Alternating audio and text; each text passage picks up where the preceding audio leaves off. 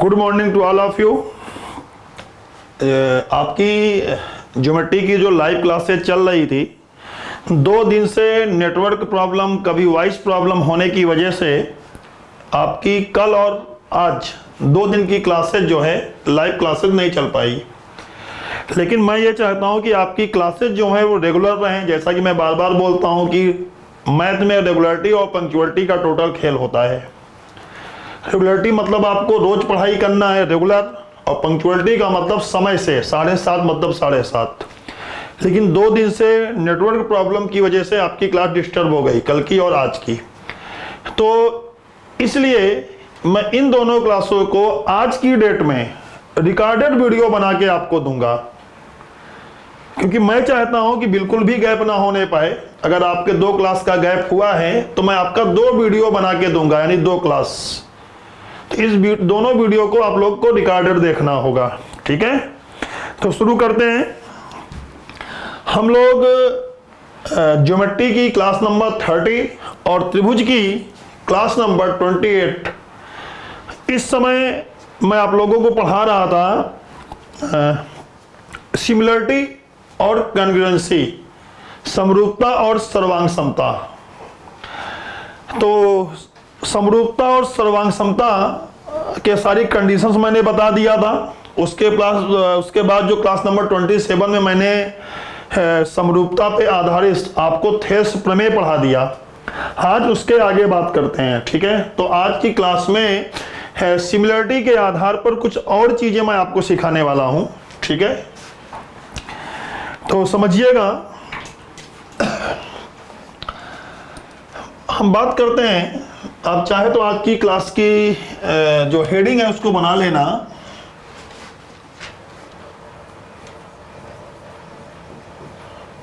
Ratio of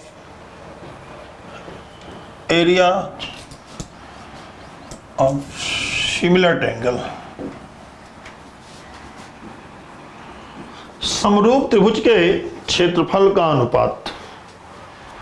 आप इसको आज की क्लास का जो मैं पढ़ाने वाला हूं उसकी मेन हेडिंग बना सकते हैं कि समरूप त्रिभुजों के क्षेत्रफल का अनुपात। तो पहले मैं इसको लिखूंगा कि जो समरूप त्रिभुज होते हैं उनके एरिया का रेशियो क्या क्या होता है। उसके बाद मैं आपको प्रूफ करके बताऊंगा। कुछ प्रूफ मैं बताऊंगा, कुछ आपको करना होगा। तो देखिएगा,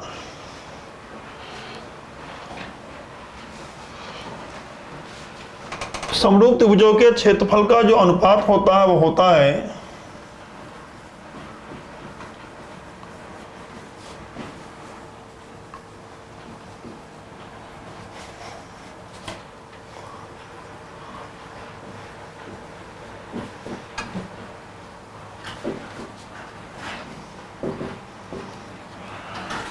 ध्यान से समझिएगा, बहुत ही इंपॉर्टेंट क्लास है। बहुत से क्वेश्चन इस पे पूछे गए हैं। समरूप त्रिभुज के जो क्षेत्रफल का अनुपात होता है वो संगत भुजाओं के वर्ग के अनुपात में होता है।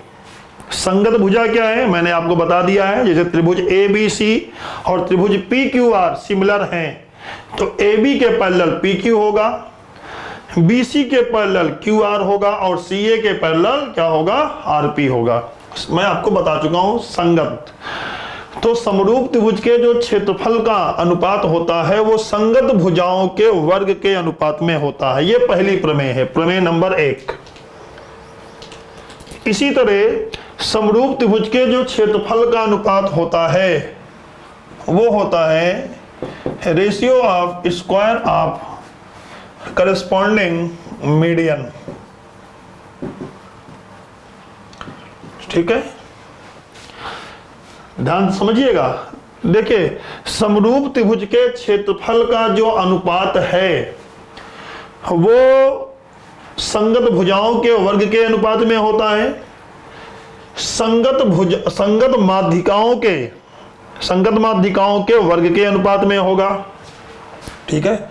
इसी तरीके से समरूप त्रिभुजों का, जैसे ये पहली प्रमेय हो गई, ये दूसरी प्रमेय हो गई, ये तीसरी। समरूप त्रिभुजों के जो क्षेत्रफल का अनुपात होगा वो संगत जो शीर्षलंब हैं एल्टीट्यूड्स, उनके वर्ग के अनुपात में होगा, ठीक है ना। संगत जो कोण के अर्धक हैं, एंगल बाइसेक्टर,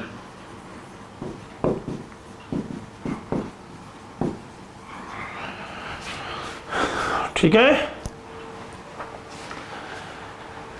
फिर से एक बात समझिएगा, समरूप त्रिभुजों के जो क्षेत्रफल का अनुपात है वो संगत भुजाओं के वर्ग के अनुपात में होगा, संगत माध्यिकाओं के वर्ग के अनुपात में होगा, संगत शीर्षलंब के वर्ग के अनुपात में होगा, संगत कोणार्धक के वर्ग के अनुपात में होगा, ठीक है।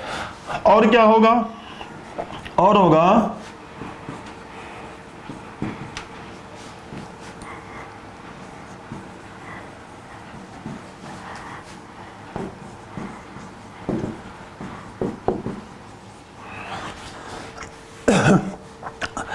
जो दोनों त्रिभुज हैं, जो दोनों समरूप त्रिभुज हैं, उनका जो परिमाप के वर्ग के अनुपात में होगा। अब यहां पे ध्यान दीजिएगा, यहां पर मैंने संगत शब्द का यूज नहीं किया है। क्यों?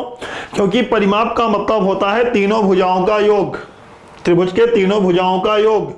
जब तीनों भुजाओं का योग कर देंगे तो हमको एक सिंगल वैल्यू मिलेगी ना भाई। देखिए भुजाएं तीन हैं त्रिभुज में, त्रिभुज के माध्यिकाएं भी तीन होंगी, त्रिभुज में एल्टीट्यूड भी तीन होंगे, त्रिभुज में एंगल बाइसेक्टर भी तीन होंगे।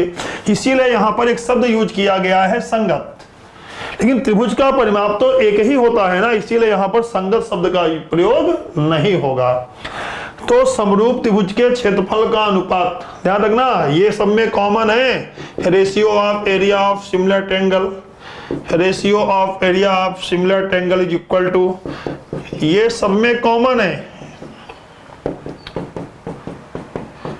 इसको एज अ थ्योरम आप ट्रीट कर सकते हैं। ये पहली थ्योरम है, ये दूसरा थ्योरम या दूसरा रिलेशन है, ये तीसरी थ्योरम है, ये चौथी है, ये पांचवी। ऐसे और भी हैं। Ratio of area of similar triangle is equal to ratio of square of inradius, अंतःवृत्त की त्रिज्या के वर्ग का अनुपात। सातवां पॉइंट लिख सकते हैं, ratio of area of similar triangle is equal to ratio of square of सर्कमरेडियस।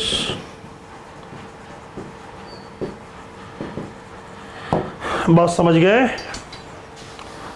तो जो समरूप त्रिभुजों के क्षेत्रफल का अनुपात होगा वो संगत भुजाओं के वर्ग के अनुपात में होगा, संगत माध्यिकाओं के वर्ग के अनुपात में होगा, संगत शीर्षलंब के वर्ग के अनुपात में होगा, संगत कोण अर्धक, कोण के जो अर्धक रेखाएं हैं उनके वर्ग के अनुपात में होगा, जो त्रिभुज का परिमाप है उसके वर्ग के अनुपात में होगा, जो दोनों त्रिभुज के अंतःवृत्त की त्रिज्या है उनके वर्ग के अनुपात में होगा, जो दोनों त्रिभुज के परिवृत्त की त्रिज्या है उनके वर्ग के अनुपात में होगा। इस चीज को ध्यान रखिएगा, ठीक है। कंफ्यूजन बिल्कुल भी नहीं होना चाहिए। ध्यान रखिएगा सबका ये LHS सेम है तो सबका RHS भी सेम होगा। तो कुछ बेसिक कंक्लूजन आप खुद से भी निकालना सीखिए, आपका दिमाग चलना चाहिए। देखिए समरूप त्रिभुजों के जो क्षेत्रफल का अनुपात है वो संगत भुजाओं के वर्ग के अनुपात के भी है और संगत माध्यिकाओं के भी वर्ग के अनुपात के है। इसका मतलब संगत भुजाओं के वर्ग का जो अनुपात है वो संगत माध्यिकाओं के वर्ग के अनुपात के बराबर होगा। और वो किसके बराबर होगा? संगत शीर्षलंब के वर्ग के अनुपात के बराबर होगा। यानी ये सभी सातों एक दूसरे के इक्वल होंगे।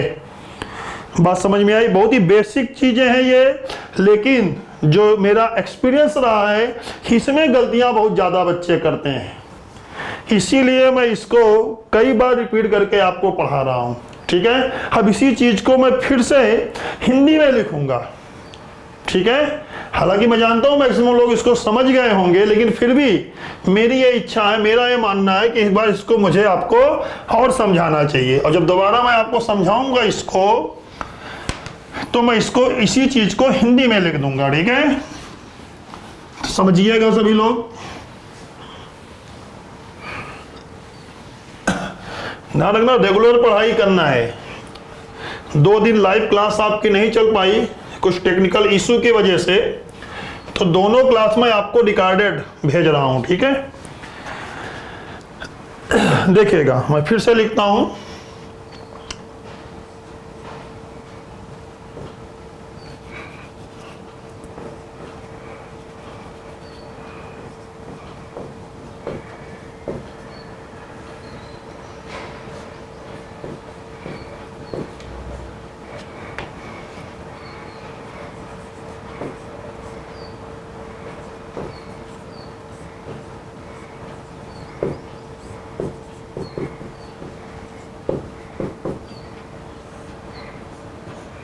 समरूप त्रिभुजों के क्षेत्रफल का अनुपात बराबर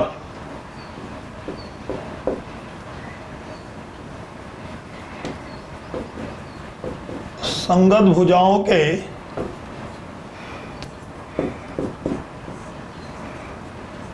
वर्ग का अनुपात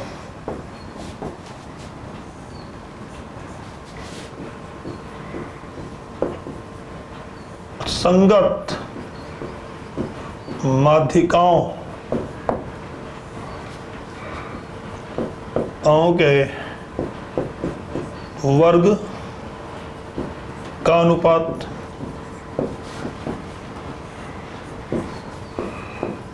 संगत शीर्ष लंब के वर्ग का अनुपात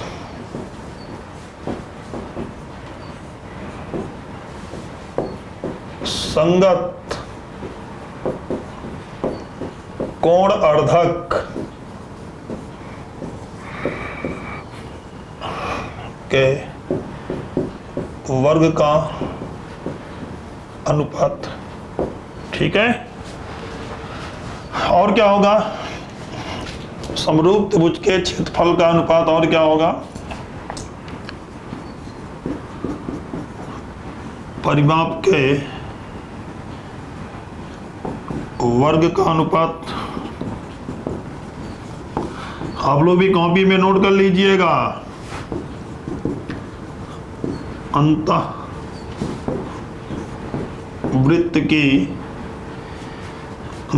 की त्रिज्या, वृत्त की त्रिज्या के वर्ग का अनुपात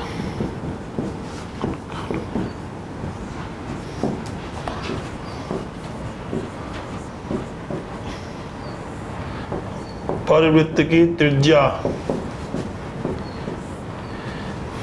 के वर्ग का अनुपात।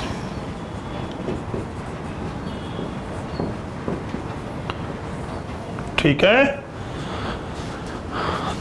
1 2 3 4 5 6 7, तो इस चीज को आपको ध्यान रखना है, ठीक है। थोड़ा सा समय जरूर लग रहा है, लेकिन बहुत ही कायदे से आपको इसको सीखना है। और जो बच्चे रेगुलर क्लास करते हैं, जैसे आपको ये वीडियो मिलता है यूट्यूब पे, तो हो सकता है कुछ बच्चों को ना नोटिफिकेशन लेट में जाए, तो आप लोग इस वीडियो को शेयर करके या किसी भी माध्यम से एक दूसरे को बता दीजिएगा कि जो 2 क्लासेस ना सर की गैप हो गई हैं, उनको सर ने रिकॉर्डेड वीडियो में बनाया है, तो उसको बच्चे देख लेंगे। हालांकि जब मैं कल अगली क्लास में लाइव आऊँगा तो मैं ये चीज़ जानकारी दे दूँगा सभी को, ठीक है। और रेगुलर भी यही काम होगा, रेगुलर आपकी लाइव क्लासेज मैं लूँगा। अगर मान लीजिए किसी दिन कोई वॉइस प्रॉब्लम आ गई, कोई टेक्निकल इशू आ गया, नेट की प्रॉब्लम आ गई, तो उस दिन का वीडियो आपको रिकॉर्डेड मोड में मिल जाएगा, लेकिन क्लासेज रेगुलर चलेंगी, ठीक है। तो इसको नोट कर लीजिएगा आप लोग, या स्क्रीनशॉट लेके रख लीजिएगा, जैसी आपकी इच्छा हो। अभी बात को और अच्छे से समझते हैं, फिगर के माध्यम से मैं आपको समझाता हूं। देखिए, मान लेते हैं कि ये एक ट्रायंगल है ABC, एक ट्रायंगल है ABC और एक दूसरा ट्रायंगल है यहाँ पे ये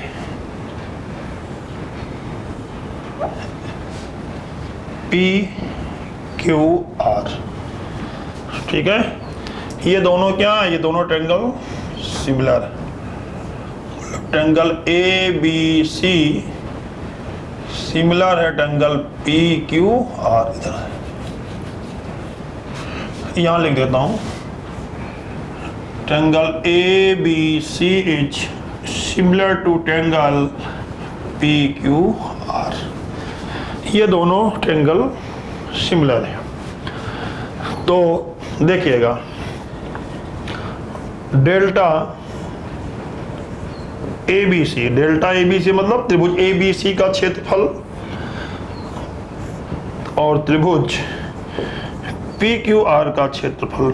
हमने आपको पहले क्या बताया कि दोनों, अगर दोनों त्रिभुज क्या हैं, समरूप हैं, तो इनके जो क्षेत्रफल का अनुपात होगा वो संगत भुजाओं के वर्ग के अनुपात। तो संगत भुजा जैसे मैं AB के संगत कौन है, PQ, तो क्या हो जाएगा AB square upon PQ square.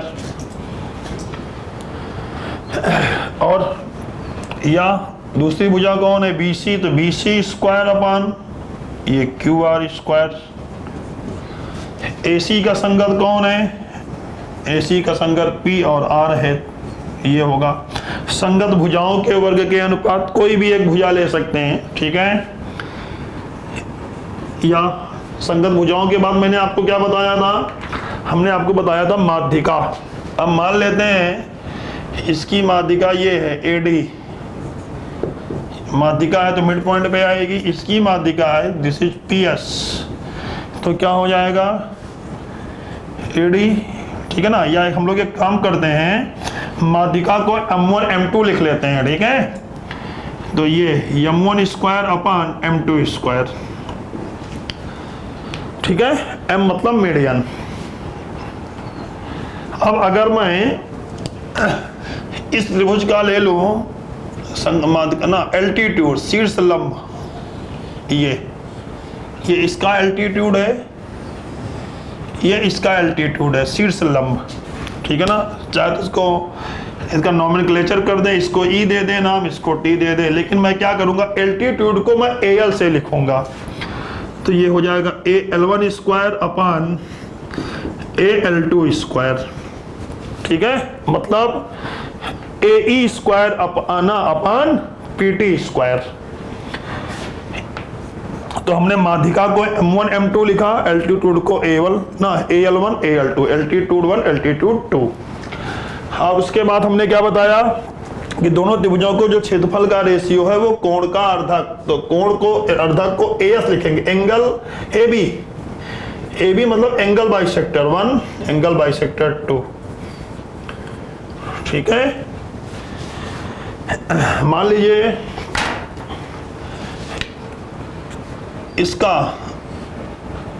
इसके कोण की अर्धक रेखा ये है और इस कोण की अर्धक रेखा ये है, ये अर्धक रेखा है कोण की, एंगल बाइसेक्टर। एंगल बाइसेक्टर को हमने AB से लिखा, ठीक है। नाम देना दे दीजिए, E के बाद ये F मान लीजिए, इसको HTU मान लीजिए, मतलब AF square ratio PU square. इसी तरीके से हमने आपको क्या बताया था, दोनों त्रिभुज का जो क्षेत्रफल होता है वो उनके परिमाप, तो परिमाप को हम क्या करते हैं, P से लिखते हैं, capital P, P1 square upon P2 square, ठीक है। इसी तरह अंतःवृत्त की त्रिज्या के वर्ग का, अंतःवृत्त की त्रिज्या को स्मॉल r1 और स्मॉल r2 स्क्वायर, परवृत्त की त्रिज्या को कैपिटल R1 स्क्वायर और कैपिटल R2 स्क्वायर। ये थ्योरम है, ठीक है। तो क्या हमने बताया, समरूप त्रिभुज के जो क्षेत्रफल का अनुपात है वो संगत भुजाओं के वर्ग के अनुपात में, संगत माध्यिकाओं के वर्ग के अनुपात में, संगत शीर्षलंब के वर्ग के अनुपात में, संगत कोणार्धक एंगल बाइसेक्टर के वर्ग के अनुपात में, परिमाप के वर्ग के अनुपात में, अंतःवृत्त की त्रिज्या के वर्ग के अनुपात में और परिवृत्त की त्रिज्या के वर्ग के अनुपात में होता है। ठीक है, 1 2 3 4 5 6 7 रिलेशन मैंने आपको बता दिए। ठीक है, ध्यान रखना m का मतलब क्या है, m का मतलब मीडियन है, माध्यिका। al का मतलब क्या है, एल्टीट्यूड, शीर्षलंब। ab का मतलब है एंगल बाइसेक्टर। ठीक है, p का मतलब क्या है, पेरीमीटर, परिमाप। R1 ये तो आप जानते ही हैं, अंतःवृत्त की त्रिज्या, परिवृत्त की त्रिज्या। तो बात समझ में आई।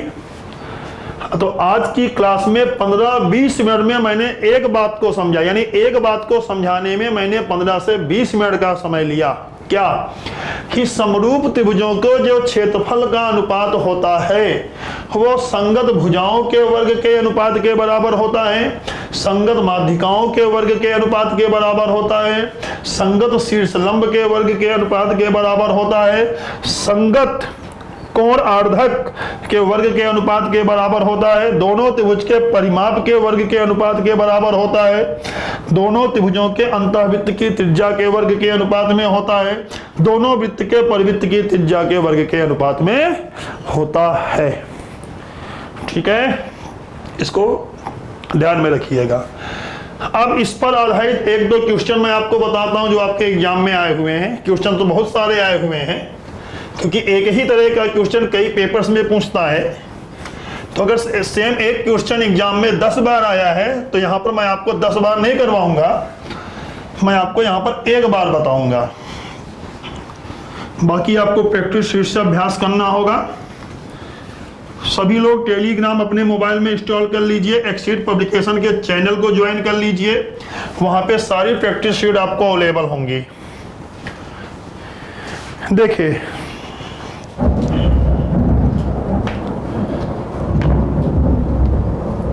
क्वेश्चन इस तरीके से है,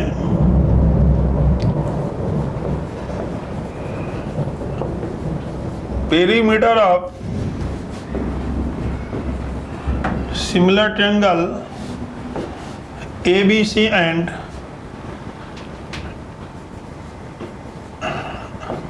PQR और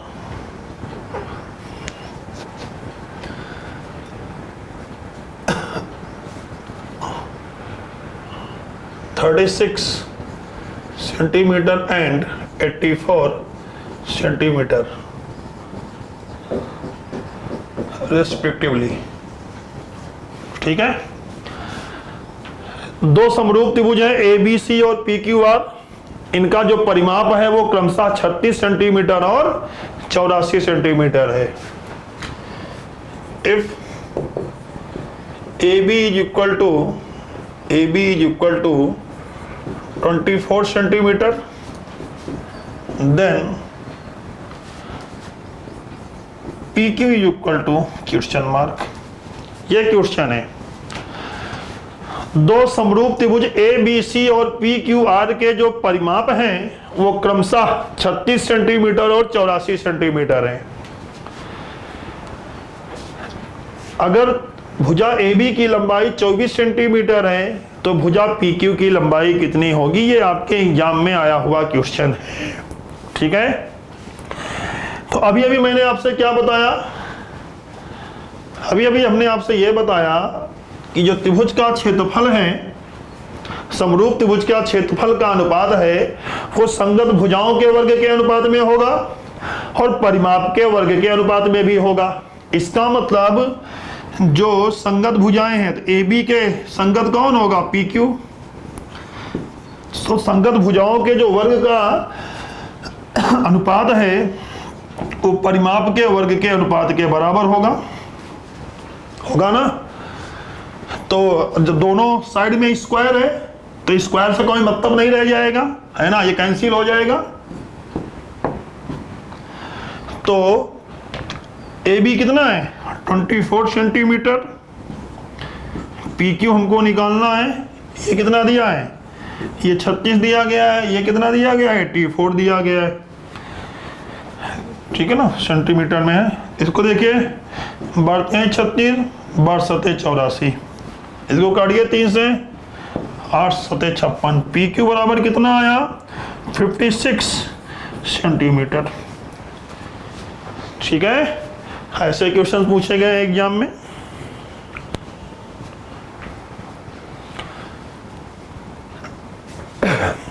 ठीक है, अगला क्वेश्चन देखिएगा, देखिए पेरीमीटर की जगह पर अगर एरिया आ जाए, areas of similar triangle ABC and PQR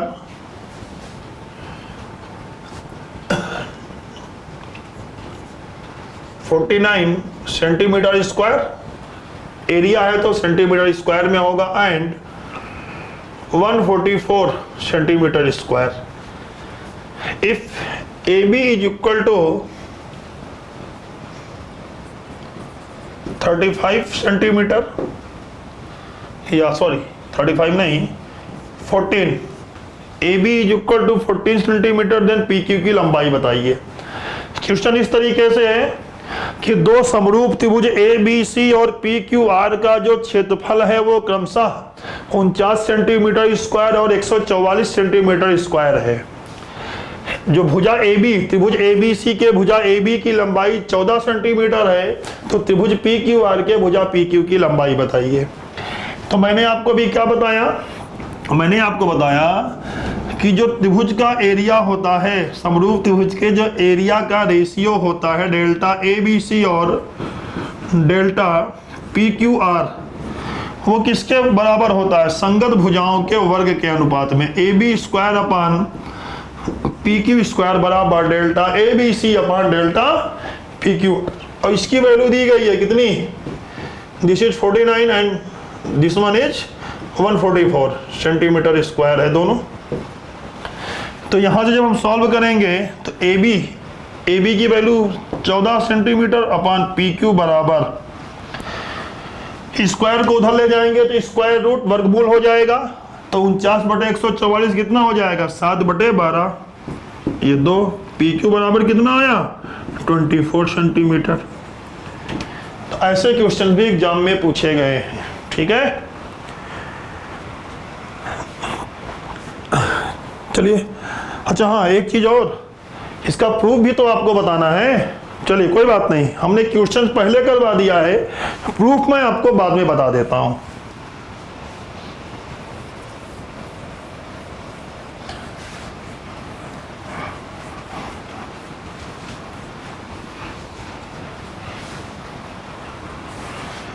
अब इसका जो है मैं आपको, जो मैंने आपको 7 रिलेशन बताए हैं समरूप त्रिभुजों के क्षेत्रफल के अनुपात के, उसमें से मैं 1-2 का प्रूफ बताता हूं। जब 1-2 का प्रूफ मैं आपको बता दूंगा तो बाकी आप अपने आप सीख जाएंगे। ठीक है, समझिएगा। मान लेते हैं ट्रायंगल ABC जो है वो सिमिलर है ट्रायंगल PQR के। देखिएगा, हम 2 ट्रायंगल ले लेते हैं, ध्यान से समझिएगा।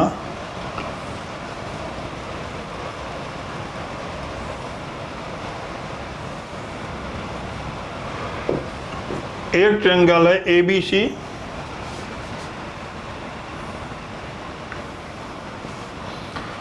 और एक ट्रायंगल है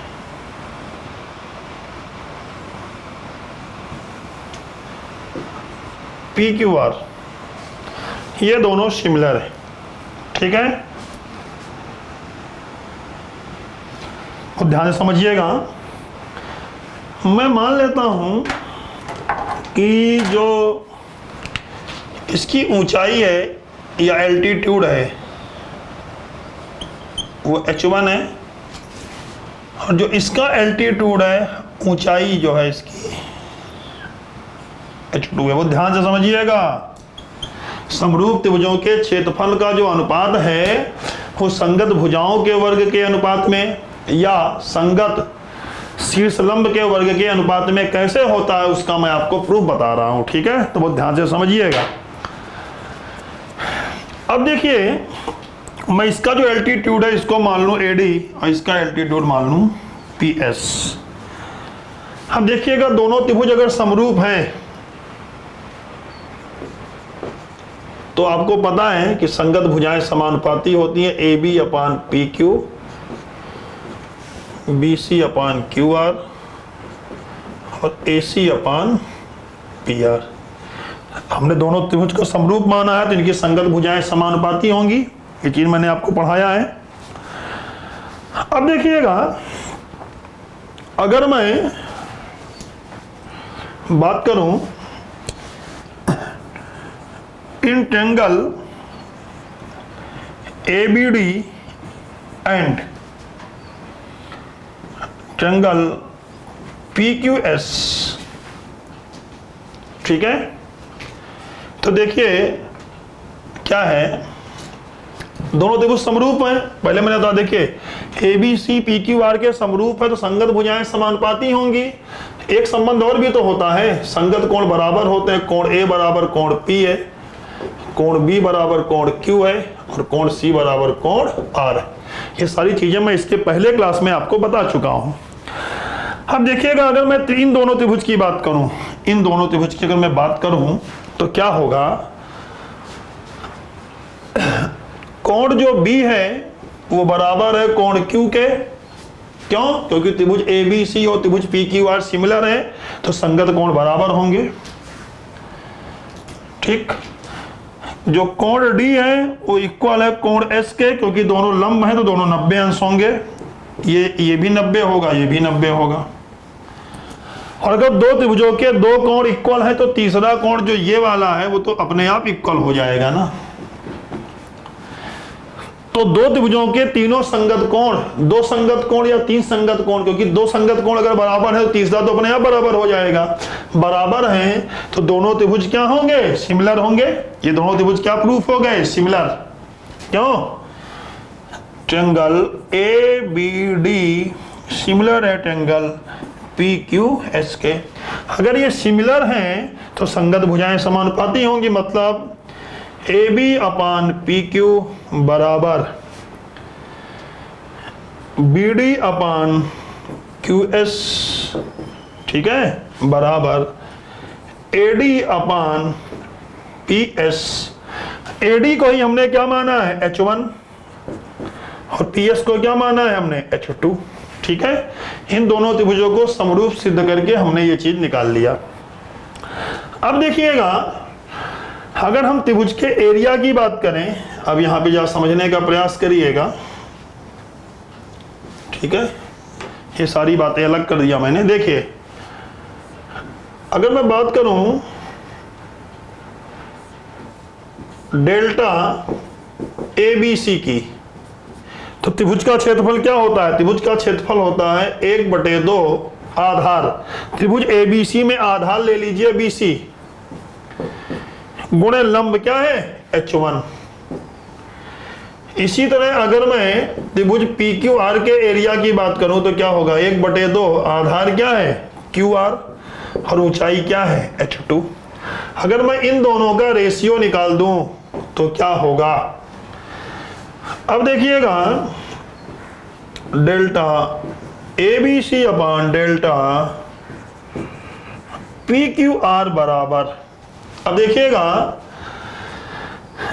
ये H1 upon H2, H1 upon H2 बराबर हम ना, देखिए AB PQ बराबर क्या है, H1 अपान H2।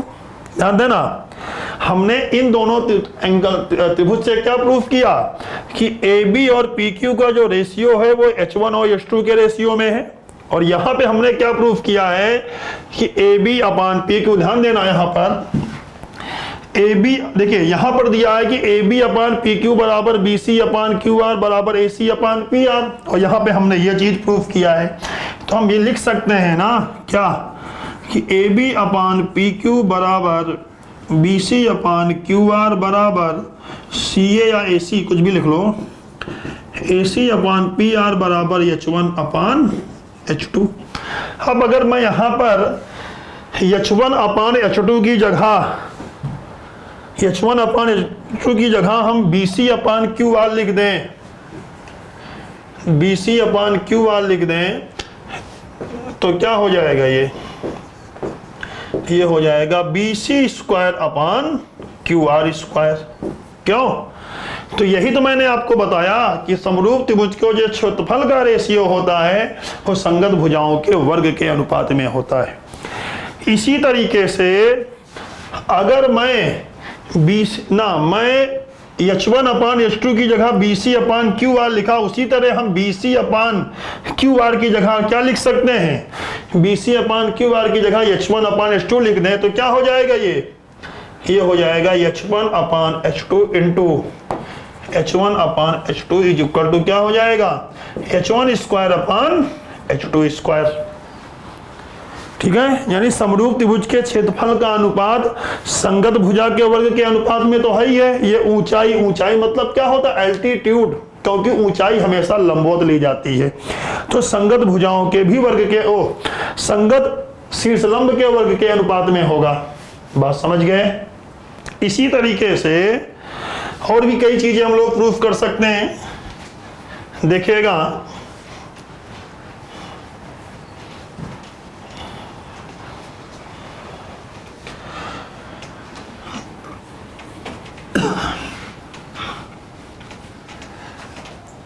अब जैसे हमने ये एल्टीट्यूड खींचा है, अगर हम ऐसे ही इसको माध्यिका खींच दें, मान लीजिए इस त्रिभुज की माध्यिका हम बना दें, ये M1, और इस त्रिभुज की माध्यिका बना दें हम, ठीक है, M2। तो अब ध्यान देना कि दोनों त्रिभुज समरूप हैं। तो हमने आपको बताया था AB अपान PQ बराबर BC अपान QR, क्योंकि दोनों त्रिभुज समरूप है, संगत भुजाएं समानुपाती होंगी। अब डियर ये बताइए, माध्यिका सामने वाले भुजा को आधा करती है, तो अगर हम BC को भी आधा कर दें और QR को भी आधा कर दें तो क्या कोई फर्क पड़ेगा? नहीं पड़ेगा। और BC के आधे को हम क्या लिख सकते हैं? इसको D मान लें, इसको ये लिख सकते हैं BD, और QR के आधे को क्या लिख सकते हैं? QS। ठीक है, अभी आपने क्या प्रूफ किया कि त्रिभुज ABC का क्षेत्रफल और त्रिभुज जो PQR है, इनका जो क्षेत्रफल का अनुपात है वो क्या है? वो मैंने आपको बताया था संगत भुजा के वर्ग के अनुपात, मतलब BC square upon QR square, यही तो प्रूफ किया था। और आपको पता है कि BC अपान QR बराबर AB अपान PQ है, तो ये AB square upon PQ square, क्योंकि संगत भुजाएं तो 3 होती हैं ना, AB BC CA, कुछ भी लिख सकते हैं। इसको भी लिख लें, ये तो मैं इसके पहले प्रूफ करा चुका हूं आपको। अब आप सोचिए, यहां पर देखिए ये AB अपान PQ बराबर क्या है? BD अपान QC, ये भी समानुपाती हैं। ये BD अपान, अच्छा हमको माध्यिका लेना था क्या? ठीक है, कोई बात नहीं। तो देखिएगा, एक चीज मैं भूल गया हूं, तो वहां पर समझ लेना वापस। इसके पहले एक बात और समझना था कि AB रेशियो PQ बराबर BD रेशियो QS, और साथ में आपको पता है कि कोण B बराबर कोण Q, कोण B और कोण Q बराबर है, क्योंकि त्रिभुज ABC और त्रिभुज PQR समरूप हैं। तो आपको पता है SAS प्रॉपर्टी से, SAS याद है, साइड एंगल साइड। अगर दो त्रिभुजों की दो संगत भुजाएं आपस में समानुपाती हैं और उनके बीच का कोण आपस में बराबर है, तो दोनों त्रिभुज क्या होंगे? समरूप होंगे। ये दोनों त्रिभुज क्या हैं? ये दोनों त्रिभुज समरूप हैं। अगर ये दोनों त्रिभुज समरूप हैं तो संगत भुजाएं समानुपाती होंगी ना। इसका मतलब बाई SAS क्या? A B upon P Q बराबर B D upon Q S बराबर क्या, A D upon P S बराबर क्या, M1 अपान M2। क्यों जी, ये दोनों त्रिभुज अगर समरूप हैं तो संगत भुजाएं समानुपाती होंगी। तो ए बी का संगत पी क्यू, बी डी का संगत क्यू एस और ए डी का संगत पी एस, और ए डी और पी एस क्या है, M1 अपान M2। तो यहां पे देखिए A B upon P Q बराबर क्या है, M1 अपान M2। तो अगर हम ए बी और पी क्यू को M1 M2 लिख देंगे तो ये क्या आ जाएगा, M1 square upon M2 square. तो मैंने संगत भुजा समरूप त्रिभुज के क्षेत्रफल का अनुपात संगत भुजा के वर्ग के अनुपात में होगा, पहला ये प्रूफ किया। दूसरा हमने साथ ही साथ प्रूफ किया था कि दोनों त्रिभुज के जो क्षेत्रफल का अनुपात है वो संगत शीर्षलंब ऊंचाई के वर्ग के अनुपात में होगा। फिर हमने प्रूफ किया कि दोनों त्रिभुज के जो क्षेत्रफल का अनुपात है वो संगत माध्यिकाओं के वर्ग के अनुपात में भी होगा। ऐसे आप जो है संगत कोणार्धक को ले सकते हैं। देखिए मैं समझा देता हूं, अब लिखकर प्रूफ नहीं करूंगा, मैं आपको ऐसे मौखिक समझा दे रहा हूं बोर्ड पे, आप समझ जाएंगे। देखिएगा कैसे, मान लीजिए हम कोण ए का आधा खींचें, ठीक है ना, ये माध्यिका नहीं है, ये कोण पी का आधा है, ठीक है ना, ये माध्यिका नहीं है, ध्यान रखिएगा। कोणार्धक, अब देखना क्या था, दोनों त्रिभुज बराबर हैं तो अगर कोण बी थीटा है तो कोण, दोनों त्रिभुज समरूप हैं तो कोण बी अगर थीटा है तो कोण क्यू भी थीटा होगा। ये कोण ए और कोण पी बराबर था, मान लो ये कोण ए था अल्फा, तो आधा होगा alpha by two, alpha by two. अगर कोण ए अल्फा था तो कोण पी भी अल्फा रहा होगा, तो इसका आधा alpha by two, alpha by two. अगर किसी त्रिभुज के दो कोण बराबर हैं तो तीसरा जो कोण है, ये तीसरा कोण तो अपने आप बराबर हो जाएगा। और अगर इन दोनों त्रिभुजों के तीनों संगत कोण बराबर हैं तो दोनों त्रिभुज क्या हो जाएंगे, समरूप हो जाएंगे। समरूप हो जाएंगे तो संगत भुजाएं समानुपाती होंगी। मतलब A B ratio P Q बराबर Q D ratio, sorry B D ratio Q S upon A D ratio P S. और यहाँ पर ए डी और पी एस क्या है, एंगल बाइसेक्टर, कोण की अर्धक रेखाएं। तो फिर वही हो जाएगा क्या, A D square upon P S square, मतलब कोणार्धक के वर्ग के अनुपात के बराबर होता है। ठीक है, तो समरूपता पर ये बहुत ही महत्वपूर्ण कॉन्सेप्ट है, समरूप त्रिभुजों के क्षेत्रफल का अनुपात। ठीक है, तो बस इतना ही रखते हैं इस क्लास में। कल की जो लाइव क्लास आपकी नहीं चल पाई थी उसमें मैं आपको यही पढ़ाने वाला था, तो कल की क्लास का ये पूरा मैटर है। आज सुबह जो क्लास नहीं चल पाई है उसका मैटर अभी मैं दूसरा वीडियो अगला फिर बना के आपको प्रोवाइड करा दूंगा। ठीक है, बस आज की क्लास में इतना ही रखते हैं।